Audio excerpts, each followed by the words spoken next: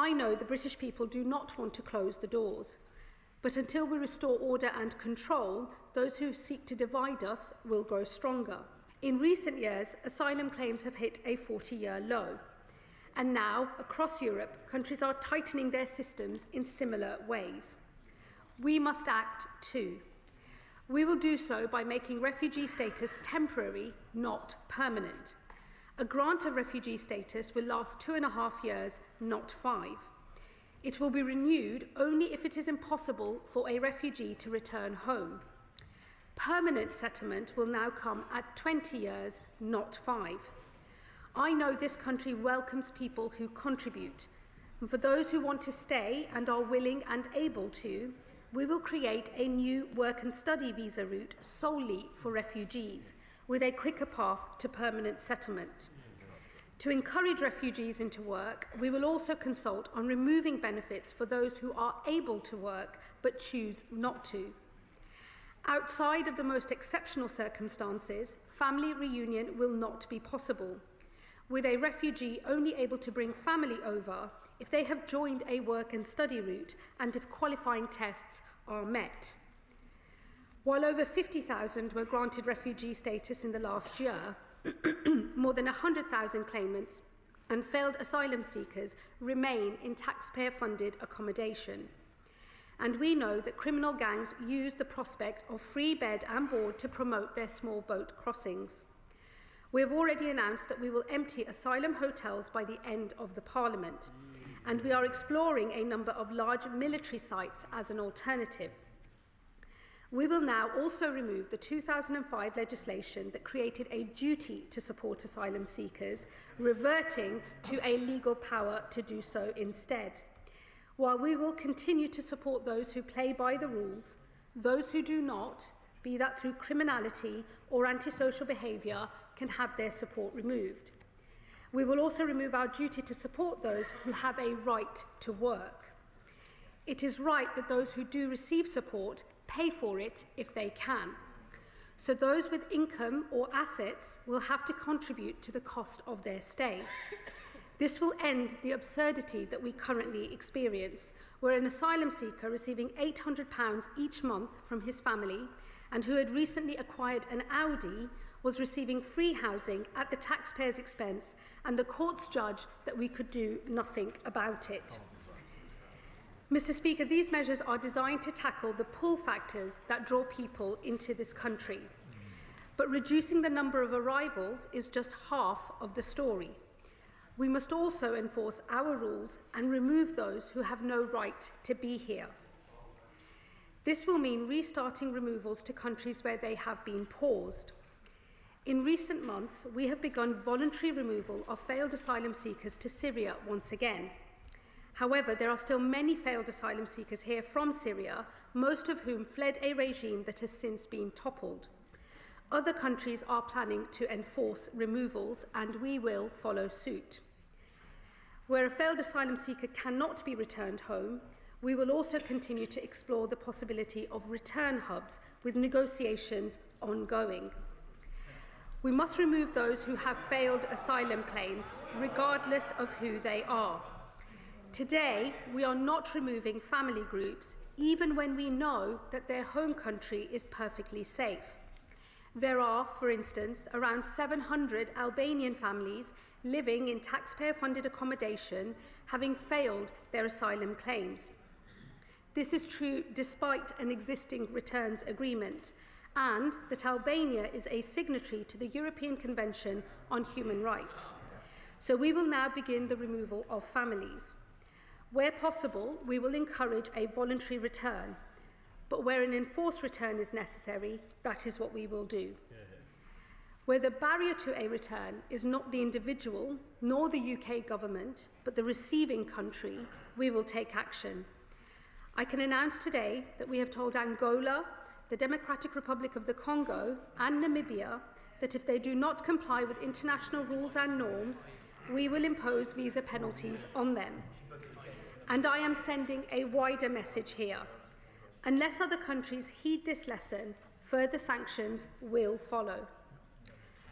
Much of the delay in our removals, however, comes from the sclerotic nature of our own system. In March of this year, the appeals backlog stood at 51,000 cases. This government has already increased judicial sitting days, but reform is required. So we will create a new appeals body staffed by professional independent adjudicators, and we will ensure there is early legal representation available to advise claimants and ensure their issues are properly considered. Cases with a low chance of success will be fast-tracked, and claimants will have just one opportunity to claim and one to appeal, ending the merry-go-round of claims and appeals that frustrate so many removals. While some barriers to removal are the result of process, others are substantive issues related to the law itself. There is no doubt that the expanded interpretation of parts of the European Convention on Human Rights has contributed. This is particularly true of Article 8, the right to a family life. The courts have adopted an ever-expanding interpretation of this right, and as a result, many people have been allowed to come to this country when they would otherwise have had no right to. And we have been unable to remove others when the case for doing so seems overwhelming. This includes cases like an arsonist sentenced to 5 years in prison, whose deportation was blocked on the grounds that his relationship with his sibling may suffer. And more than half of those detained are now delaying or blocking their removal by raising a last-minute rights claim. Article 8 is a qualified right. That means we are not prevented from removing individuals or refusing an application to move to the UK if it is in the public interest.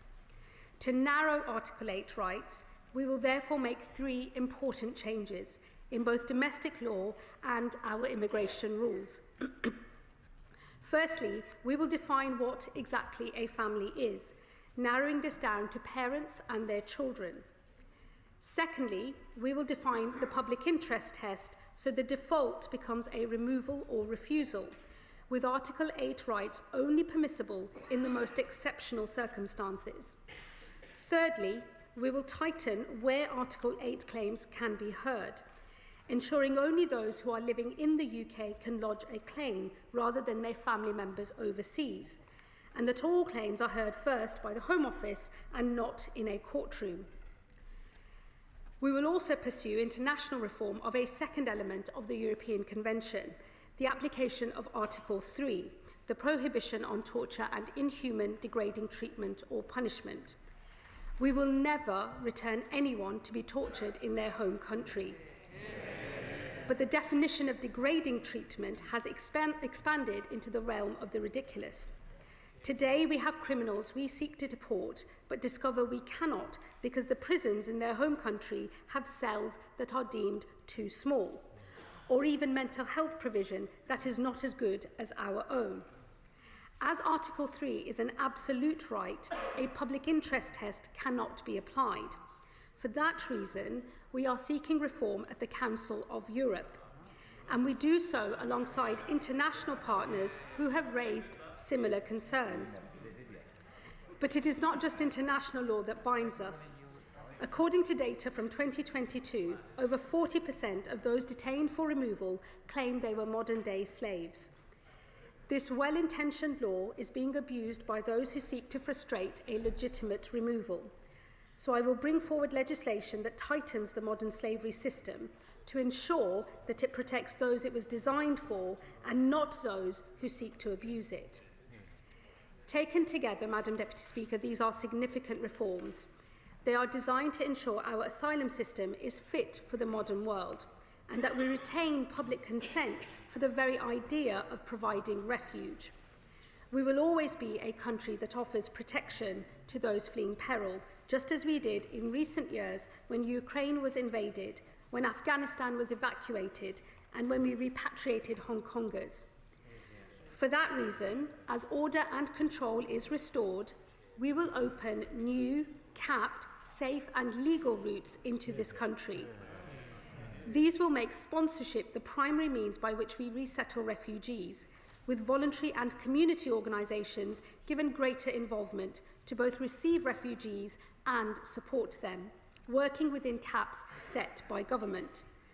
We will also create a new route for displaced students to study in the UK and another for skilled refugees to work here.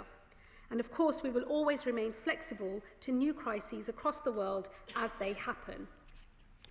I know the British people do not want to close the doors, but until we restore order and control, those who seek to divide us will grow stronger. It is our job as a Labour government to unite where there is division. So we must now build an asylum system for the world as it is, one that restores order and control, one that opens safe and legal routes to those fleeing danger across the world, and one that sustains our commitment to providing refuge for this generation and those to come. I know the country we are. We are open, tolerant, and generous. We are the Greater Britain that those on this side of the House believe in, not the littler England that some would wish we would become. These reforms are designed to bring unity where others seek to divide. Madam Deputy Speaker, I commend this statement to the House.